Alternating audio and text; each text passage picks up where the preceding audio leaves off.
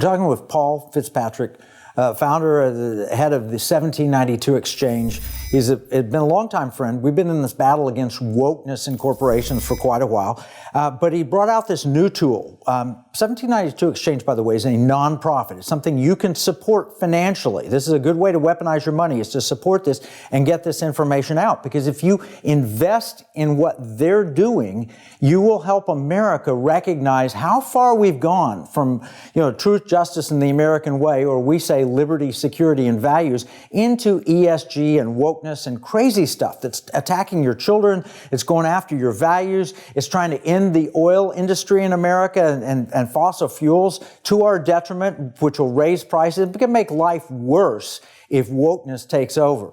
But Paul's given us a tool on how we can fight back. 1792 Exchange, look up a company, print out the reports. So tell us a little more. How would you like people ideally to use what you're doing? Okay, so let's say you're running a nonprofit or small business, or frankly, just working, you're just running your family.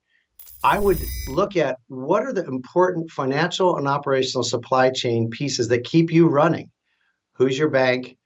Who's your IT provider, your web hosting, your CRM, your payment processing, you name it. Keep going through. Retailer, grocery. Well, good. That's a very good. That's exactly. We've got retailers. You've got airline industry. You name it. There's some of these industries. It's hard because there are not many. For example, airlines. But go into our database. You can search by industry. Lots of different. Just click on that, and you might say, I want to see all of them in that industry and see where does your supplier line up. Or you may say, I'm looking to find a new bank, and then just click on bank and then click on safe, lower. That's we don't say low risk because we can't really guarantee. We say lower risk, and then look through that. Use that tool. And as I mentioned earlier, take the printout. It's very easy. You click on it, you load it in your cart, you download the PDF. You could print it, you could email it, you could send it to the company, you could send it to your friend. If you're running a business or a nonprofit, send it to the COO, CFO, whoever's helping to make those decisions, and say, add this to your decision point. That's one.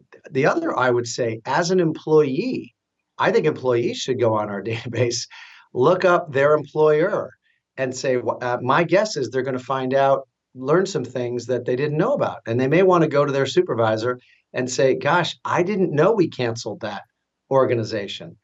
We don't have to agree with all of our customers, do we? Or they might say, gosh, I didn't know we were donating to that cause. That's fairly ideologically divisive, maybe on human life or human sexuality issues.